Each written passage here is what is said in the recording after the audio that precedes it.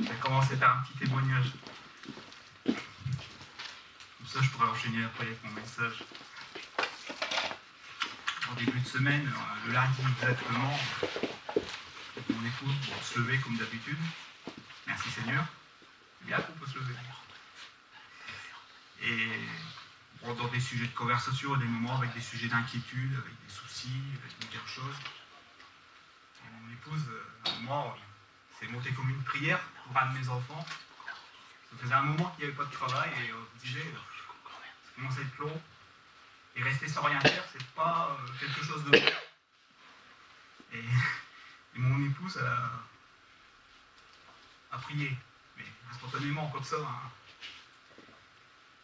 Puis moi je dis, c'est vrai que le frère, peut-être aussi je le secoue un peu. Puis moi, je dis, bon, allez, André, démerde pas, ça va avoir à prier, va prendre ton temps. Et j'ai mon gamin qui descend, et moi je le croise, je le salue, puis moi je monte dans ma chambre.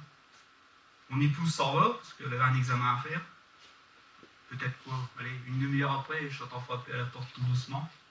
Papa, je m'en vais, j'ai du travail. Waouh, c'est rapide, Seigneur.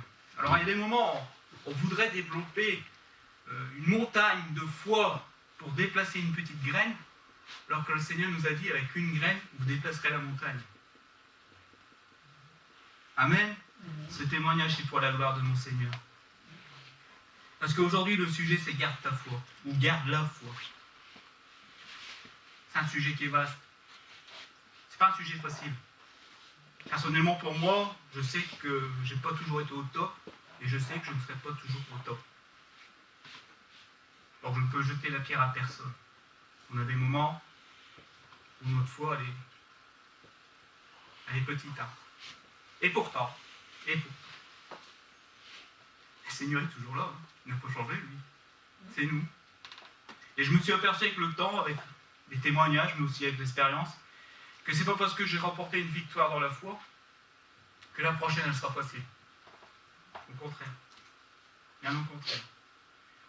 Alors je voudrais qu'on commence ce message par lire un passage de la Bible, dans Luc 18, versets 1 à 8.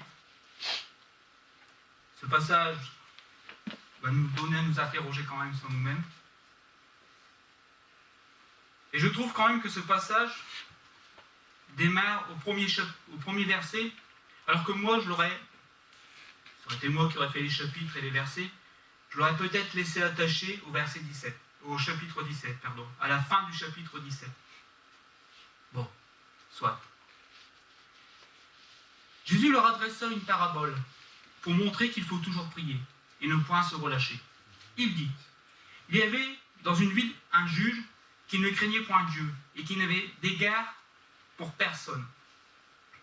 Il y avait aussi, dans cette ville, une veuve qui venait lui dire « Fais-moi justice de ma partie adverse. » Pendant longtemps, il refusa, mais ensuite il dit en lui-même « Quoique je ne craigne point Dieu et que je n'ai d'égard pour personne, néanmoins parce que cette veuve m'importune,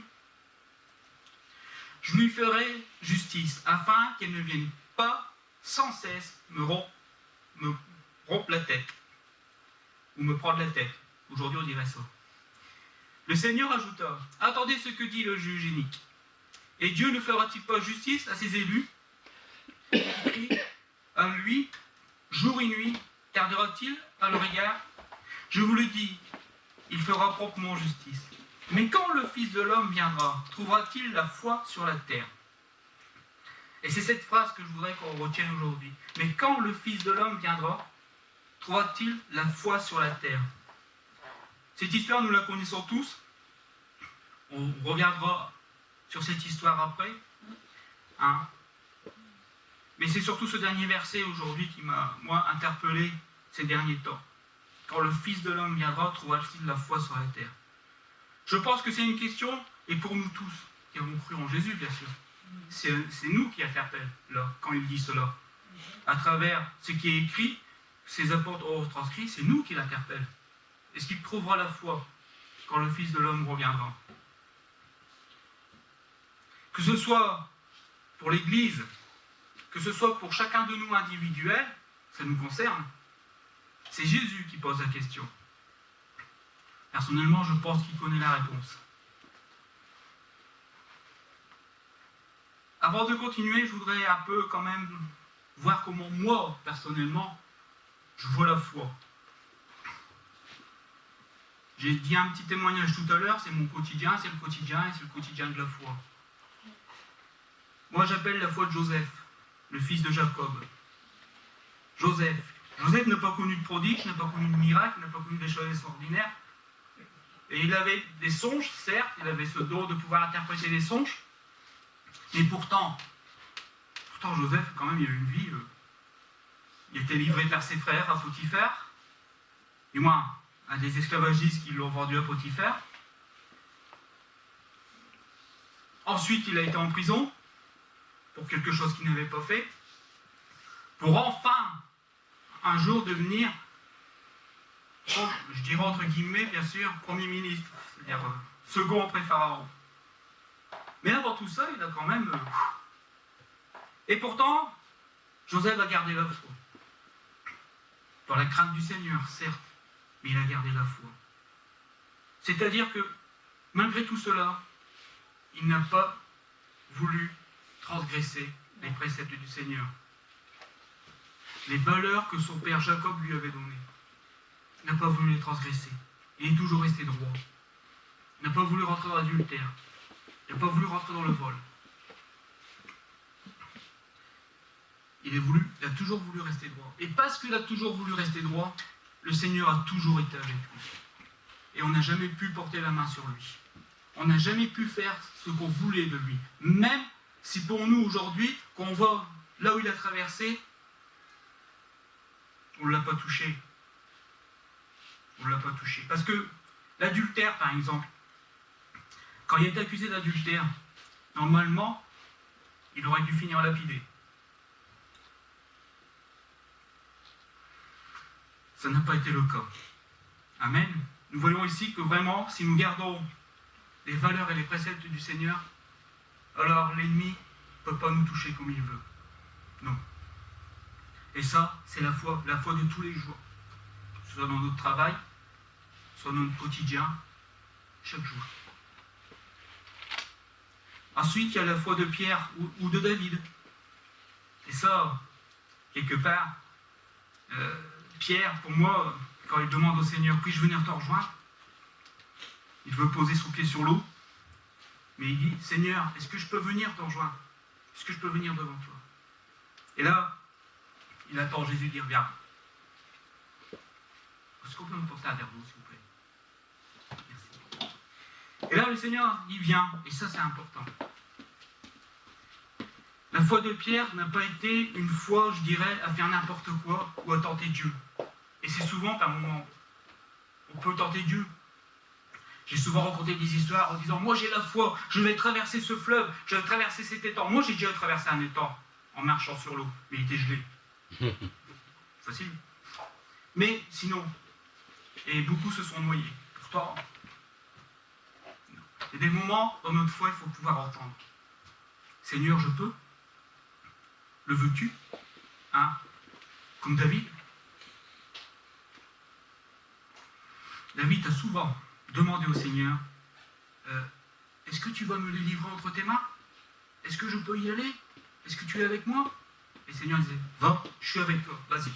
Et là, David, c'est bon, j'ai le feu vert. La parole nous dit souvent, dans Romains 10, merci, 17,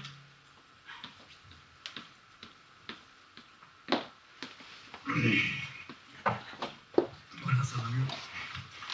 Dans Romains 10, 17, ainsi la foi vient de ce qu'on entend, et ce qu'on entend vient de la parole de Christ.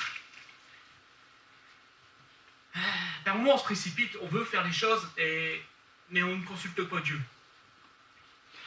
On ne consulte pas Dieu et on s'avance, et là d'un seul coup, tout part à l'échec, ou ça va pas. Et on se dit, mais pourtant Seigneur, j'aurais pensé que tu aurais été avec moi. Pas toujours. Pas toujours. Excusez-moi, mais Dieu n'a pas toujours su son peuple. Pas toujours. Il y a des moments, il faut demander. Pierre a eu la sagesse de demander à Jésus. David demandait à Dieu, et on peut s'apercevoir que quand des hommes ne demandaient pas à Dieu avant d'agir, aïe aïe aïe, et entendre la voix de Dieu, de ce qu'on entend, la lecture de la parole. Notre frère Thierry nous rappelait dernièrement que la lecture de la parole, c'est aussi l'écoute. On écoute la parole. Avec, je dirais, notre oreille spirituelle. Et là, à ce moment-là, on peut entendre une parole qui va nous dire, vas-y, tu peux. C'est important, cela.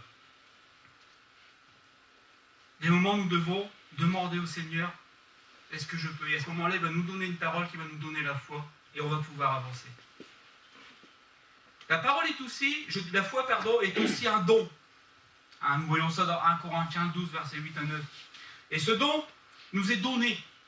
C'est un moment bien précis de notre vie, où Dieu va nous donner un don, le don de la foi, entre autres. Et à ce moment-là, quand nous avons ce don, alors là, je vous invite à ne pas rester dans votre fauteuil. Vous pouvez vous lever.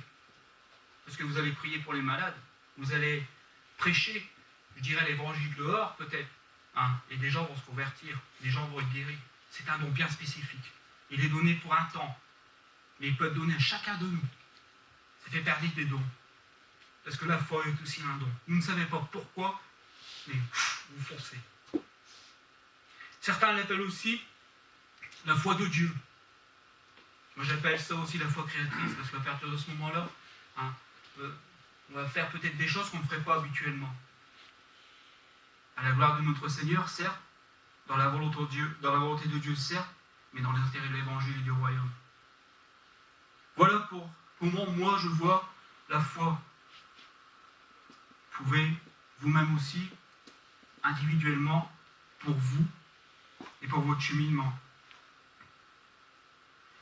Est-ce que le jour où nous fermerons les yeux, pour les ouvrir en sa présence, il pourra nous dire « Tu as gardé la foi. Bon et fidèle serviteur. » C'est ma prière pour vous, mais aussi pour moi. Parce qu'il faut avouer ce qui est, ça devient difficile. Très difficile.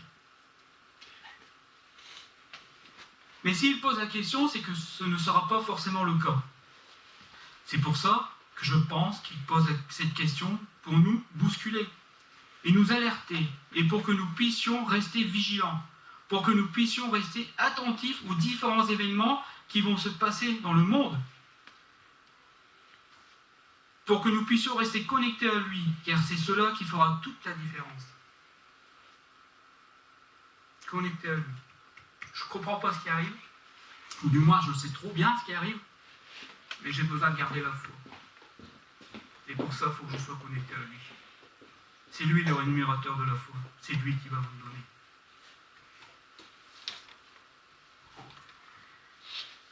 Revenons quelques versets avant le chapitre 18. Cela va nous donner à comprendre pourquoi Jésus nous invite à persister dans la prière et pourquoi il ne faut pas avoir peur de venir devant lui. Et de prier. Et de continuellement prier pour que justice puisse se faire.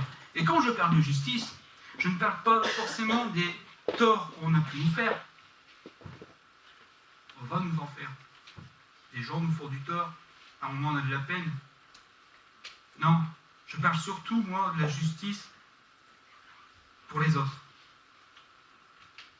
Pour que les hommes puissent entendre l'Évangile. Pour que les femmes puissent entendre l'Évangile. Pour qu'ils connaissent la personne qui les aime et qu'ils puissent rentrer dans la justice de Dieu. Car il a accompli pour nous une œuvre à la croix, pour que nous ne soyons pas, nous, parmi les condamnés. Mais il nous demande aussi d'apporter sa justice et sa grâce. Alors, avant le chapitre 18, c'est surtout le chapitre 17, verset 22, où Jésus parle de sa venue. Vu qu'après, il reprend avec la veuve, quand le Fils de l'homme viendra, trouvera le fruit de la foi. C'est pour ça que je me dis pourquoi ils l'ont mis en chapitre 18. Pour moi, c'était une continuité du chapitre 17. Il dit aux disciples, des jours viendront où vous désirez voir des jours du Fils de l'homme, et vous ne le verrez point. On vous dira, il est ici, il est là. N'allez pas. Ne courez pas après, car comme l'éclair resplendit et brille, d'une extrémité du ciel à l'autre, ainsi sera le Fils de l'homme en ce jour. Mais il faut auparavant qu'il souffre pour beaucoup et qu'il soit rejeté par cette génération. Ça, c'est pour l'ère, je dirais, c'est pour le moment où Jésus était encore, je dirais, présent. Hein, il a été rejeté par cette génération. Mais ensuite, ça nous concerne. Ce qui arrivera du temps de Noé arrivera le même jour du temps du Fils de l'homme. Les hommes mangeaient, buvaient, se mariaient et mariaient leurs enfants. C'est toujours le cas. C'est toujours le cas, même encore aujourd'hui. Jusqu'au jour de Noé rentra dans l'arche, et le déluge vint, le Fils, et les fit tous périr. Ce qui arriva du temps de Lot arrivera pareillement. Les hommes mangeaient, buvaient, achetaient, vendaient, plantaient, bâtissaient. C'est bien ce que nous faisons aussi, encore aujourd'hui. Ouais. Nous bâtissons. Hein? Même chez nous, les chrétiens, nous bâtissons. Alors je ne vous dis pas qu'il ne faut plus bâtir, hein, il faut bâtir. Si vous avez envie d'une maison, vous pouvez bâtir. Hein? Mais c'est pour vous dire que quelque part, quand cela va arriver, ce sera dans la routine, je dirais, du tous les jours. D'accord? Et quand Lot sortit de Sodome, une pluie de feu et de souffle tomba du ciel, et les fils tous périrent. Et en sera de même le jour où le Fils de l'homme paraîtra. En ce jour-là, que celui qui sera sur le toit et qui aura ses effets dans la maison ne descende pas pour les prendre. Et que celui qui sera dans les champs ne retourne pas non plus en arrière. Souvenez-vous de la femme de Lot. Celui qui cherchera à sauver sa vie la perdra, et celui qui la perdra la retrouvera. Je vous le dis, en cette nuit-là, 2 personnes qui seront dans un même lit, l'une sera prise et l'autre laissée. Et 2 qui mourront ensemble, l'une sera prise et l'autre laissée. 2 hommes qui seront dans un champ, l'un sera pris et l'autre laissé. On va m'arrêter là. Voilà pourquoi ensuite Jésus nous invite à prier et à continuer à prier en prenant l'exemple de cette veuve.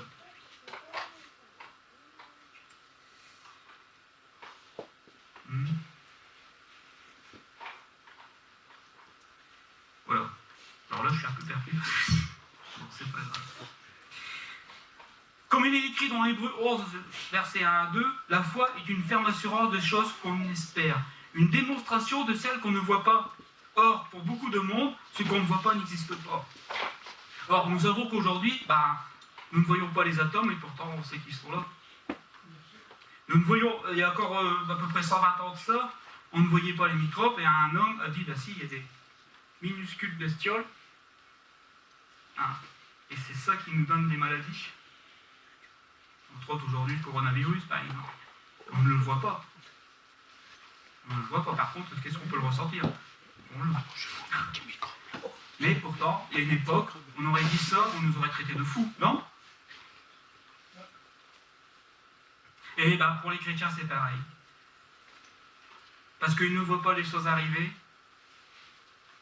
au bout d'un moment, ils ne croient pas. Ou ils arrêtent, ils abandonnent. Ça peut être décourageant de ne pas voir nos prières exaucées, et cela peut apporter du découragement. Je vous dis franchement, je peux le comprendre. Je suis comme vous.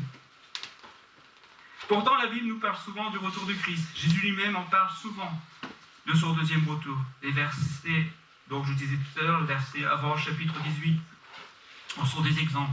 C'est pour cela qu'au chapitre 18, il nous donne cette parabole sur cette veuve qui insiste dans la prière. Et c'est là tout le secret du chrétien. La prière. Je ne sais pas pour vous, mais c'est quelque chose qui est très très important.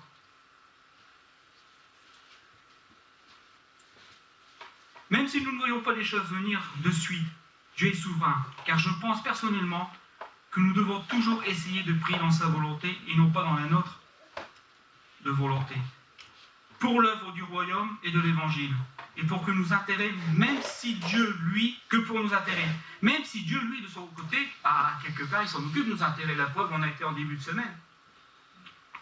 C'était pas pour le royaume, quelque part, on priait pour notre gamin. Enfin, mon épouse a prié. Et pourtant, Dieu parle. Et mon gamin, que je vous parle, il est baptisé. On croit.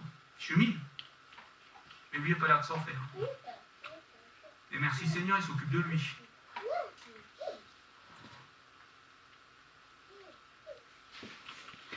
Alors oui, pendant que nous nous occupons du royaume des cieux, le Seigneur s'occupe de nos affaires. il ne faut pas oublier quand même qu'on peut quand même venir devant lui et déposer nos demandes, tout simplement.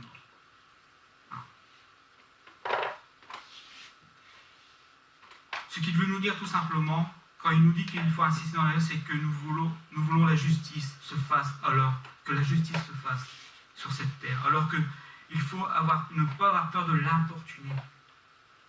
C'est ce qu'il nous demande, de ne pas avoir peur de l'importuner. J'emploie ce mot esprit. Esprit. Non pas un juge, nous n'apportons pas un juge, non, mais notre Père qui est aux cieux. N'oublions pas qu'il nous a dit que si nous nous demandons du pain, il ne nous donnerait pas une pierre.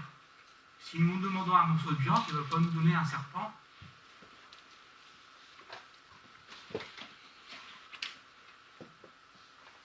Bien sûr, dans notre cheminement de tous les jours, je dis qu'il faut apprendre à le connaître.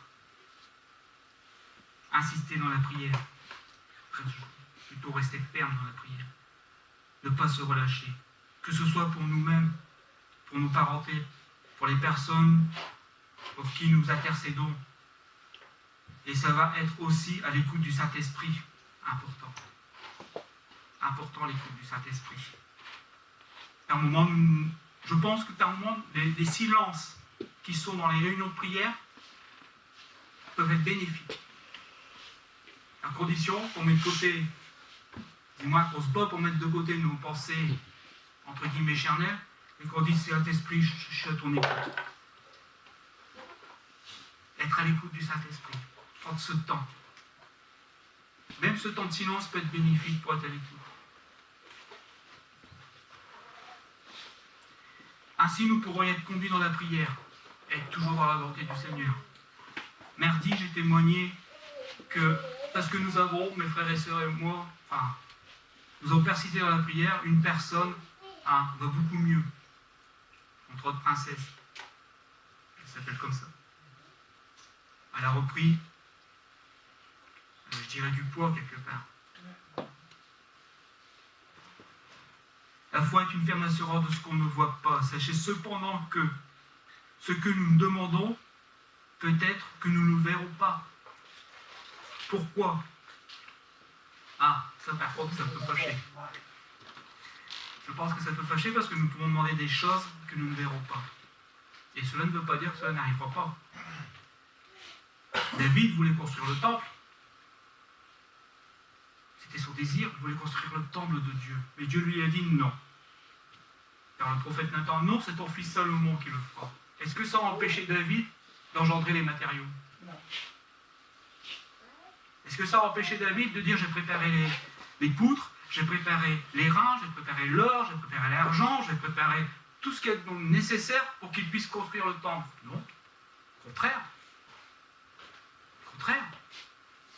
Il a tout préparé. Et par moments, nous-mêmes, dans nos prières,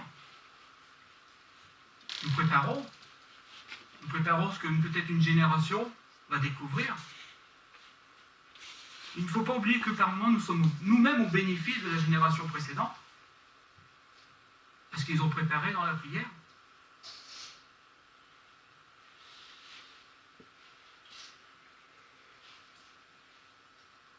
Beaucoup de prophètes et de rois ont voulu voir l'avènement du Christ.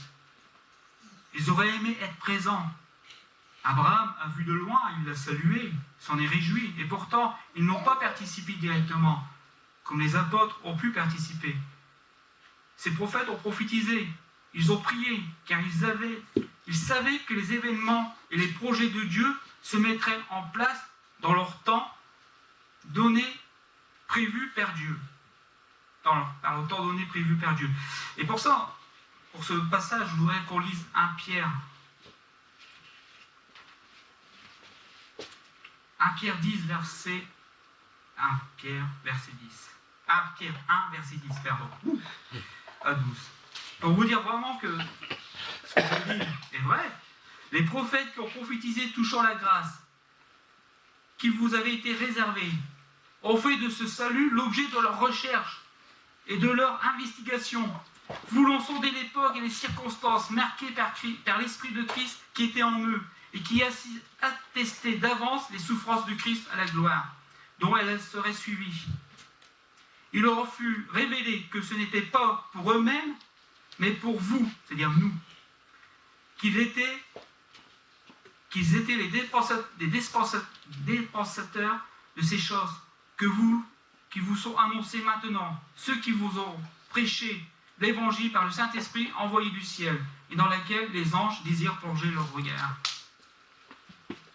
Ces prophètes et ces rois, parce qu'il y a eu des rois prophètes comme David, ont désiré savoir, sonder les temps, dire mais à quel moment Daniel est celui, et je dirais, qui s'en est rapproché. À quel moment ça va arriver? Et ils ont sondé. Et pourtant, ils ne l'ont pas vu. Ils ne l'ont pas vu. Possible qu'un jour, nous ne voit pas non plus. J'ai eu la grâce et la chance, en nous partons pour rencontrer d'autres assemblées, d'autres églises, de rencontrer des gens qui me racontent par moments des histoires qui, moi, je trouve géniales. Des témoignages de personnes qui ont prié pour leur enfant, prié pour un parent, prié pour une personne. Et ces personnes ont persisté jusqu'au bout. Et pourtant, ils n'ont pas vu la conversion de ces personnes. Mais jusqu'au dernier souffle, ils ont continué à prier. Et quand ils sont décédés, quelques temps après, les gens se convertissaient. Ils venaient au Seigneur. Quand j'entends ces témoignages, moi, au contraire, ça me fortifie. Je me dis, je peux continuer à prier. Même si je ne vois pas, car j'ai 2 autres enfants, mais c'est valable pour beaucoup de choses, même si je ne vois pas mes 2 autres enfants peut-être venir au Seigneur, je continuerai à prier pour eux. Et que Dieu me donne la force de continuer à prier pour eux. Mais pas que pour eux, pour beaucoup d'autres. Pour que la justice de Dieu puisse s'accomplir, c'est ce que Dieu veut, c'est que le méchant ne périsse pas, c'est que beaucoup puissent avoir la possibilité de rentrer dans le royaume. C'est la volonté de Dieu, vous savez. Ça devrait être notre volonté. Quand nous persistons dans la prière, dans la foi, c'est pour que des gens, des personnes que nous côtoyons, ou des personnes que nous ne connaissons pas forcément tout de suite, puissent entendre l'évangile. Mais attention, nous fixons le regard, notre regard. Parce qu'on ne voit pas rien venir, nous risquons de regarder en arrière et à regarder à l'Égypte. Vous connaissez le symbole de l'Égypte? Et non plus à la terre promise. Beaucoup sont tombés par ceux qui ne voient rien venir. Je vous ai dit tout à l'heure, j'ai eu des hauts, j'ai eu des bas, j'ai eu des fois par moments... Ah ouais, parce que je ne voyais rien venir. Je rends grâce au Seigneur d'avoir eu l'Église, d'avoir eu des frères, des sœurs, qui à un moment de ma vie, et pas qu'une fois, m'ont porté. À un moment donné, ils ont eu la foi pour moi, je dirais entre guillemets. Mais aujourd'hui, quand nous approfondis dans la connaissance, je me dis, il faut quand même que moi, je reste debout et que je garde la foi.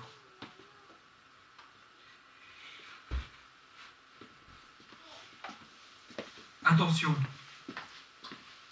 nous risquons d'abandonner nos réunions de prière, nos cultes, nos temps dans l'intimité, et être comme la femme de Lot, transformée en statue de sel. Eh oui. On verra peut-être pas qu'on est transformé en statue de sel, mais vous savez, elle a regardé en arrière, et c'est là le problème. Remarquez un peu, quand je vous ai lu tout à l'heure les textes, qu'est-ce que ces gens ont fait? Pourquoi Jésus a dit, ne va pas rechercher ton vêtement qui est dans ta maison? Nous voyons ça au verset 31 en chapitre 17.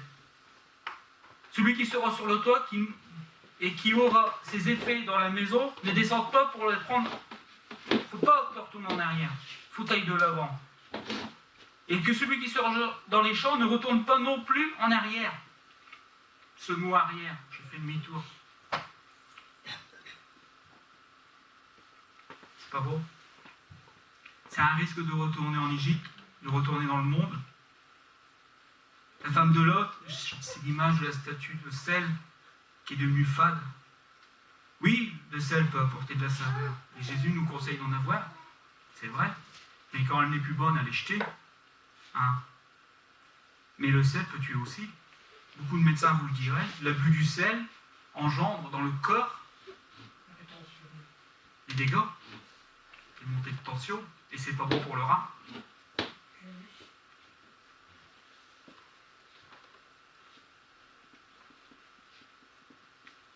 Rappelons-nous quand même que les Écritures nous disent de ne pas quitter nos assemblées. Ou une autre version dit de ne pas cesser de s'assembler. C'est important.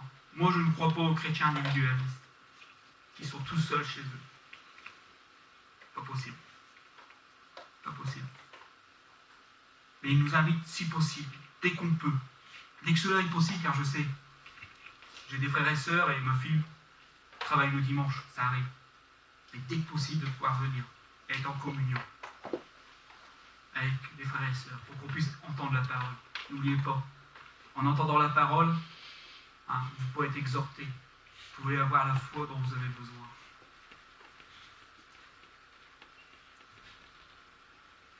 Jésus nous dit aussi que celui qui voudra garder sa vie la perdra. Nous pouvons perdre la vie. Comme beaucoup de mes frères et de mes sœurs dans le monde, qui le perdent à cause de leur foi. Je pense que nous avons entendu des témoignages de la part d'Odile, mais d'autres sœurs qui sont venues la dernière fois. Même, il suffit d'aller sur des sites qui nous en parlent, pour la persécution des chrétiens. Beaucoup de nos frères et de nos sœurs en Christ perdent la vie à cause de leur foi. Cela arrive. Cela arrive encore, hélas. Il ne faut pas croire que cela n'arrivera peut-être pas ici. Quoi qu'il en soit, allez, moi personnellement, aujourd'hui, à cet instant, perdre la vie, c'est pas forcément perdre sa vie physique. Mais à chaque fois que je prends du temps dans la prière, que je le consacre dans la prière pour le Seigneur, que ce soit individuellement chez moi, je perds un peu ma vie, parce que je ne m'occupe pas des affaires du monde. Je ne m'occupe pas de mes affaires, je m'occupe du royaume. À chaque fois que nous venons à la réunion de prière, à chaque fois que nous venons au culte, c'est un peu de cette vie pour perdre. Moi, quand je viens, je ne sais pas pour vous, mais moi, je fais des kilomètres pour venir. J'ai 36 minutes de route. Et pour ceux qui font de la route, je ne sais pas s'ils le voient, vous voyez les joggers? Non? Ceux qui font du vélo, le dimanche matin, ils font ça pour garder la forme. Je comprends très bien. Vous savez, quelque part, c'est pas forcément mauvais. Ils savent qu'ils n'ont plus la vie. Ou qu'ils n'ont pas la vie.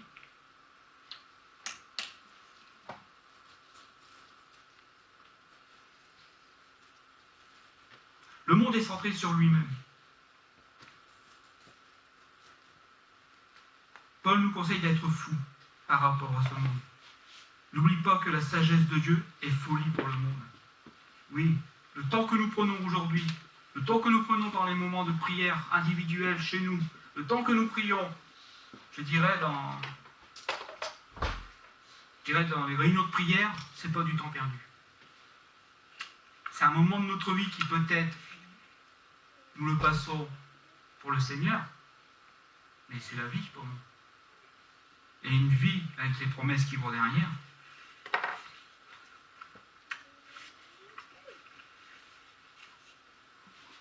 Lisons 1 Pierre, chapitre 1, versets 3 à 9.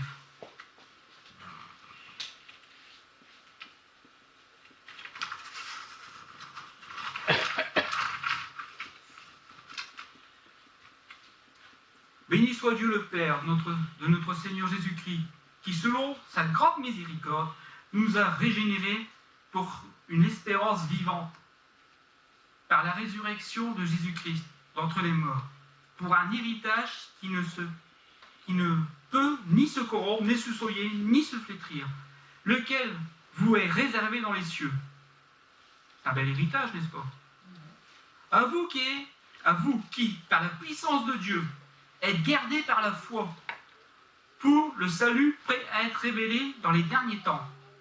C'est là ce qui fait votre joie. C'est cela qui fait votre joie. Quoique maintenant, puisqu'il faut, vous soyez attristés pour un peu de temps par diverses épreuves. Remarquez, je n'ai rien inventé. Nous avons tous plus ou moins diverses épreuves dans nos vies. Souvenez-vous de ce que j'ai parlé de Joseph. Franchement, Il y en a beaucoup qui voudraient vivre sa vie. Et pourtant.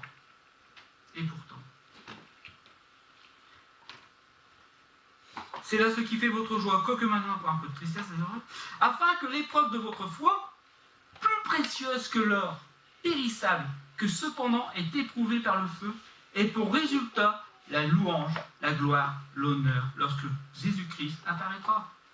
Lui que vous aimez sans l'avoir vu, en qui vous croyez sans le voir encore, vous rugissant d'une joie ineffable et glorieuse, parce que vous obtiendrez le salut de vos âmes pour le prix de votre foi.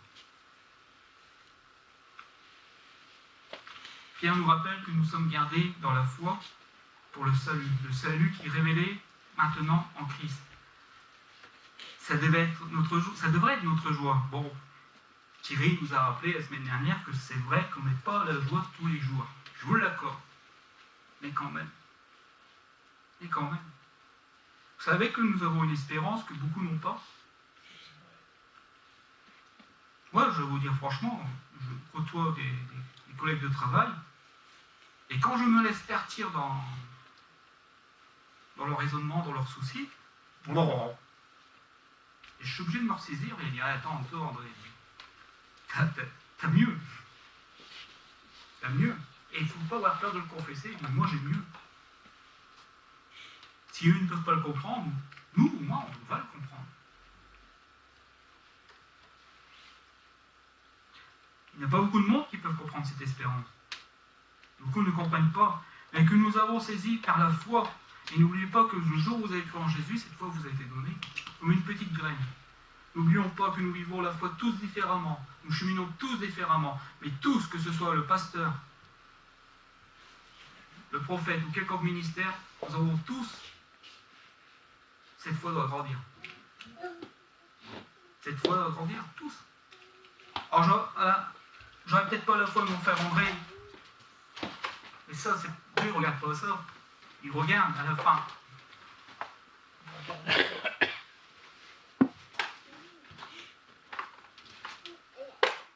Diverses épreuves, comme je disais tout à l'heure, maladie, tout ça peut venir altérer et doit altérer notre foi. Mais on doit regarder autrement, au contraire, bien au contraire.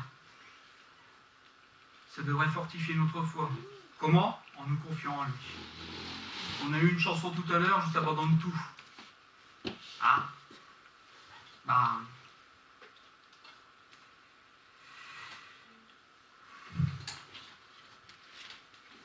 la foi est précieuse pour Dieu, c'est comme de l'or. Et le juste vivra par la foi, c'est ce qui a été prophétisé.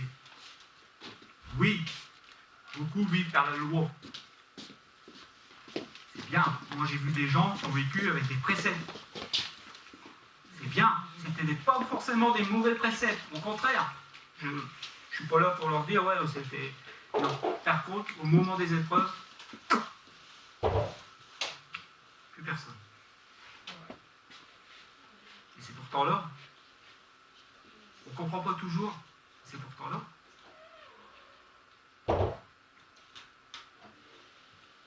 Oui, nous par moments notre foi est éprouvée par Dieu. Oui, par Dieu. Par moments, non. Mais plus souvent par Dieu. Dans la mesure de chacun, car nous ne sommes pas tous éprouvés de la même façon. Notre foi est éprouvée. Si nous tenons ferme, le résultat sera la louange de notre Seigneur le jour de son retour. Ou le jour où nous fermerons les yeux.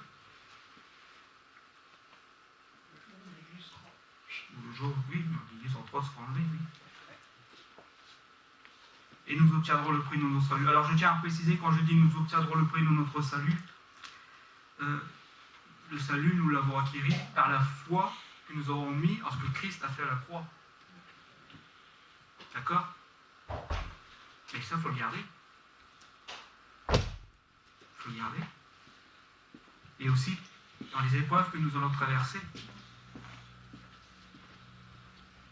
nous avons resté fermes dans la prière collective ou individuelle, fermes dans la communion, fermes en lui, dans ses préceptes. C'est pas toujours facile, je vous l'accorde. Pas facile. Ah, celui qui me dit que c'est facile, tant mieux. Moi, je n'ai jamais trouvé que c'était facile, personnellement.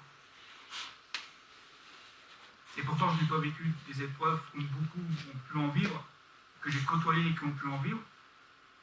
Mais l'un n'est pas l'autre. Je ne peux pas percevoir la foi de mon frère quand il passe une épreuve. Je peux qu'avec lui et par moment avec lui dans le silence, en priant avec lui, pour l'aider. Le combat continue, le combat de la foi contre le péché.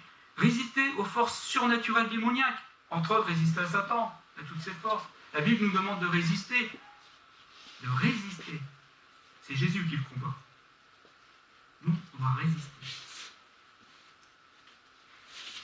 Contre la chair, notre chair qui veut absolument revenir au pouvoir. Oui, le combat continue toujours dans la foi, non pas par nos capacités, mais à ce que lui peut faire en nous, à travers nous, par nos prières, quand nous insistons dans la foi, par nos prières, nous insistons. Je ne peux pas rester comme ça, mon Seigneur. Tu sais comment je suis. Ma femme, elle sait comment je suis. Je ne peux pas. J'ai peut-être 53 ans, mais Seigneur, je peux encore changer, je veux encore changer. Ta parole nous dit qu'on doit être l'image de Christ, et je sais que je ne suis pas encore totalement à l'image de Christ. Je ne peux pas rester comme ça, Seigneur, j'ai foi en toi. Tu peux transformer mon cœur, tu peux transformer mes pensées. C'est un travail de tous les jours. C'est pour ça que je vous ai dit qu'il faut être tous les jours, si possible, en communion avec lui.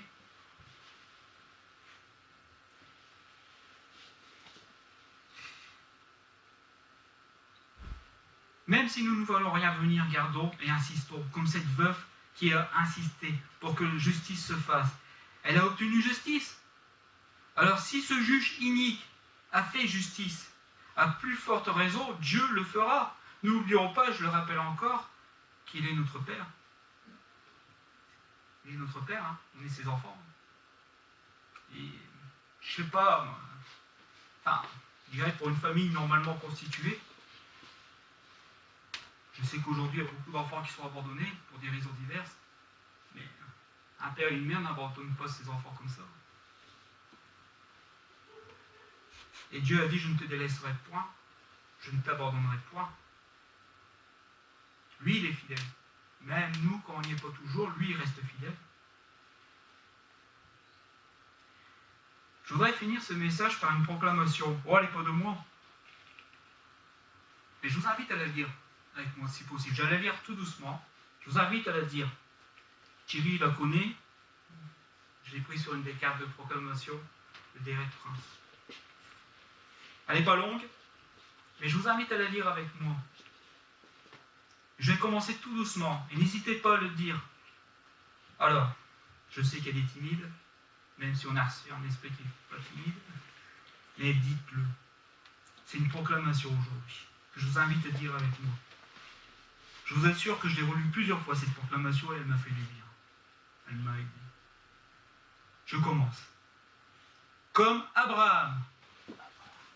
Allez-y. Je continue à espérer et croire. Même quand tout m'interdit d'espérer. Dans la promesse de Dieu. Et sans faiblir dans la foi. Je ne considère pas que les circonstances naturelles le rendent impossible. Et je ne doute pas, par incrédulité, au sujet de la promesse de Dieu. Je ne perds pas ma foi,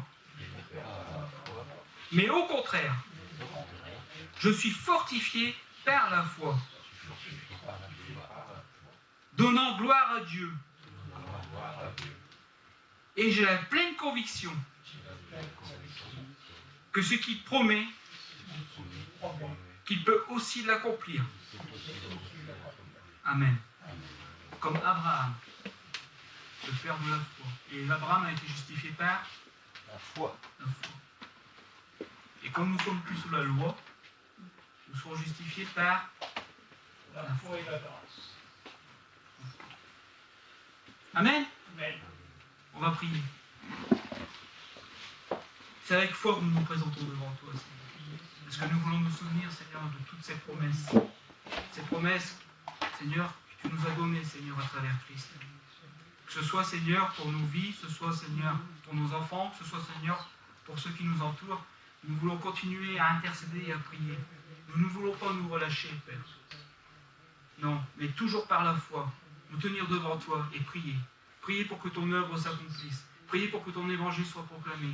Priez pour ceux qui portent l'évangile, Seigneur, aient du zèle et continuent à avoir ce zèle. Priez pour que tes vrais apôtres, Seigneur, puissent continuer à apporter, Seigneur, ton évangile dans le monde, mais aussi prier pour cette assemblée, pour qu'elle soit cette lampe, cette lumière, Seigneur, qu'elle puisse briller, Seigneur, pour, je dirais, cette région, s'il le faut, Père Seigneur.